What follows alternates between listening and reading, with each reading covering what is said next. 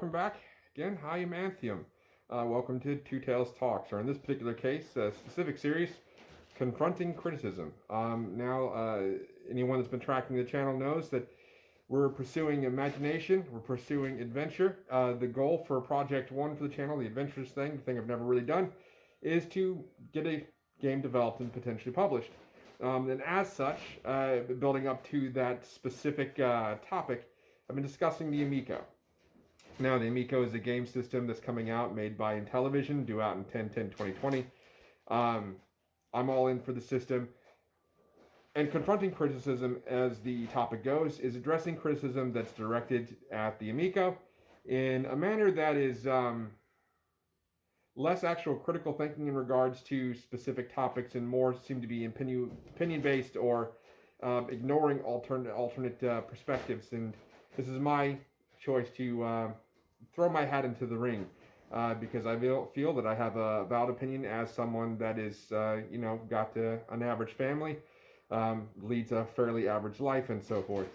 Now, the specific topic today is the Amico underpowered underdog, or the underpowered underdog, the Amico, however you want to say it. One of the biggest, or in other words, the hardware. We're talking about the hardware.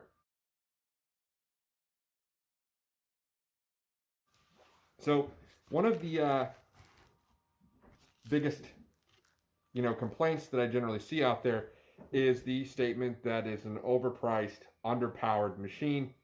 The pricing is a different topic. That's more of a conceptual, how things are being done type topic, and that's going to be saved for a separate video. In this particular one, the hardware. So let's talk about the underpowered concept. Now, for me as a person, I have a fairly complicated life for being such a kind of like an average family guy. But I've learned that words are very important. Words mean specific things, convey certain information. Like for example, trying to explain in a conversation to someone that there's a difference between the statement, "You are so annoying," and "You are so easily annoyed," and them claiming they don't understand the difference between the two phrases. Your words matter. All right. So, underpowered. What does that mean? What does that convey in the situation? Generally, when I think about a machine, if the term underpowered is being used, it means that what you're using doesn't have enough gumption to get the job done. Like the difference between using a screwdriver versus a power screwdriver. They both can do the job absolutely. But just one makes it a bit easier. It means that the regular screwdriver is less powerful, but it's not underpowered for the task at hand. So the Amico, by that concept or that definition of underpowered, it's not underpowered. It's designed to do something very specific. Play hyper casual, simple, easy to play type games. Now, if you compare it with like a PlayStation 4, PlayStation 5 that's due out, it's less powerful, but it's not underpowered. There's a fine line there. And to claim that it's underpowered is disingenuous in my opinion at best, because it's applying it to a standard that it's not designed to meet. The design and big picture concept for the system matters in this situation. But the general point of the console is only a part of the hardware. A lot of criticism is heaped at the controller. Now, I've said before, I've not had an Intellivision. In my experience as a kid, playing with it is very minimal. Usually through like second, third generation cousins and that sort of thing. And so I don't have a lot of experience with the actual controller. So I can't say whether or not the original controller was good or bad. I've heard arguments on both sides of the spectrum. Now, here's what I can say about the controller visually. The Amico's controller, hold on. So, as I was saying before I had to cut out there, the Amico's controller, I don't look at it and I don't see the old Intellivision controller. I mean, if you know both controllers, you can see that there. I see something more akin to a cell phone. You got the rectangular screen and the circular button near the bottom, which is usually a home button, something along those lines. And that's what I see. But an interesting point here is when I was doing an assessment of my family based on the statistical claims that Tommy Tallarico, the CEO of Intellivision, put out there, I downloaded the app and the Amico app and was playing Moon Patrol, which was a lot of fun for me. But I let my kids play it, and that was sort of a mistake because since then my kids are constantly asking to play on my cell phone. That's something they see every day, something that's handled, something that's easily accessible, and that's really what I see when I see the Amico controller. I see this hybrid blend of a cell phone and an actual controller. Now, at the same time, there's the argument that the controller itself is not unique.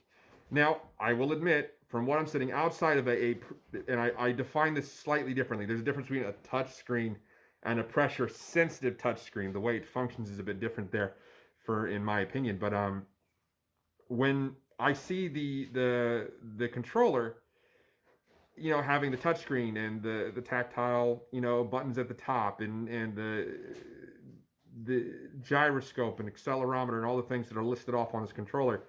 It's a complex controller, just like most of the modern day controllers. I don't see, outside of the LED lighting, which admittedly I'm a sucker for shiny things. Outside of the LED lighting, there's not anything in my mind that's truly unique about the construction, but it's the purpose. That's where I draw a line. I don't just stop at what's the hardware of the controller. What's the purpose of the controller? And I've bought some Afterglow controllers, the ones that light up.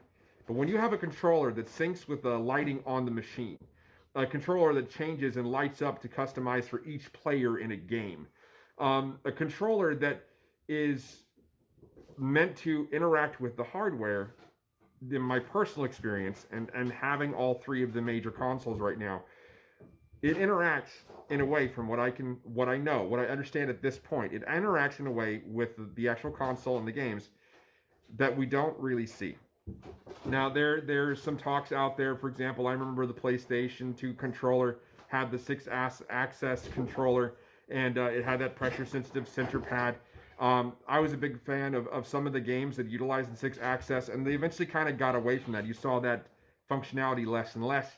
And this is a controller that was designed to incorporate all its features, preferably generally at the same time, for each game. And I'm sure that's not going to apply to every game, and this is just my general understanding of it. But it's where the controller seems unique, in my opinion, is how the controller is designed to interact with the system. The system is designed to interact with the gameplay. For example, I think some scenarios out there that I believe Tommy Tallarico has put out there in regards to the system lighting is that it can change colors to reflect when there's a lock on in regards to your character or your airplane or whatever have you. It can change colors to match the character with the high player with the high score. There's all sorts of stuff that can be done there. But then again, it's also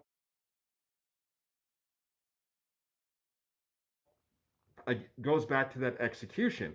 So, for example, and I do remember him saying this very clearly, because it was actually around my birthday time when he was actually talking about this specific feature, and that's the birthday feature that you get up on the day of your birthday, and the controller and the system are kind of like humming or whatever have you, and you realize there's a candle on there and it says, hey, blow out your candle, happy birthday, and you do that, and it gives you a free game, something along those lines. Now again, this was a passing statement from Tommy Tallarico. I do not know if this is an actual feature. Do not take that as concrete. Hey, I'm saying it's going to be a feature that's on there. I don't know for sure if it will. But the point is that type of integration between user to system, I don't find anywhere else.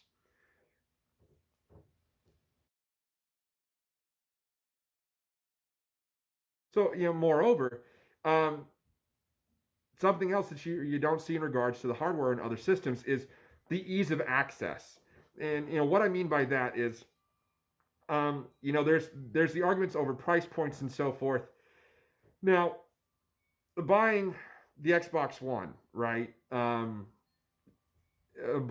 got that about 2 years ago, so well after the actual launch of the system. And we had to buy an extra controller. I think we've gone through 3 controllers for it. My kids tend to be very demanding on controllers, and we've lost a controller here or there. But between the system, the extra controller, and the games that we got all around, I won't believe it was around the Black Friday sale period. We paid a small fortune. We paid actually much more than what we would have paid for what the Amico is going for right now, right? Now, the Amico, of course, comes with its 6 games. That's a software thing. Different topic, different video. Um, but you have 2 controllers instead of the 1. I don't have to invest extra money in that controller. Even if you wanted to argue that point in regards to the prices of controllers, let's say the estimated price is somewhere between $40 or so for the controller.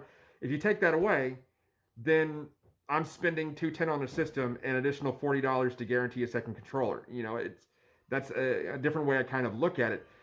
But then you have the free app, a free app that works on any smartphone that basically allows people to connect to the system. And you're guaranteed, based on what I currently know about the pack-in games, you could have up to 8 people playing on your system on day 1, straight out of the box with very minimum setup. That's my understanding of it. And again, admittedly, that's a combination of software, hardware there, but it's supporting external devices already to make the ease of play better for the consumer. I've got a moderate-sized family, and not only is my I got a family of 5, but my mother-in-law is with us regularly. She's disabled. She relies on us to help her, and obviously she contributes to our family. So any way that I can include more people to sit down and play together, I think this is that's a win for my family. So in short, from where I'm standing, looking at like the big picture of the machine, the uniqueness is truly in the execution. The system is not underpowered because it's powered and capable of doing exactly what it's designed to do. Simple games that are easy and function at a lower level. And again, I'll talk more about the games in a separate video about the software, because that's something I really want to key in on. But the hardware is also designed to be easily accessible, but fully involved in the game experience, right? The console is involved in your gameplay. It's not, let's load the disc and sit back and I'm involved with this controller that occasionally rattles and might get my attention. And I usually don't even use the vibration features in most cases because it doesn't really add to my personal experience. But so this is a system designed to get as many people playing as possible, with as little effort as possible, as simply as possible, and every aspect between what's going on the screen on the controller, the controllers themselves, and the system are all integrated and working together and all contributing to your experience as a game player. And I'm sorry, I own the 3 big consoles. Gaming is been part of my life since I was small, and it's been a part of my kids' life since they started at the age of 5 on the Wii. I can't think of any game systems right now that are fully integrated into a singular game experience that would involve large groups of people. That hardware does not seem to exist out there from what I know. I'm willing to be corrected, and I'm willing to learn more about systems because I lead a very finite cash flow lifestyle, and as such, I don't really go looking for too much. Something has to get my attention, and if it gets my attention, and after assessing it, it's worth it, I'm all in. And that's where I'm at with the Amico. Now, thanks for stopping by. Thanks for checking out this video. Again, these are my opinions. Anything that I've said about the hardware and how it works is not based on really anything other than my interpreting of what Mr. Tallarico has said and what I have seen on the actual sites. All the best. Be foxy.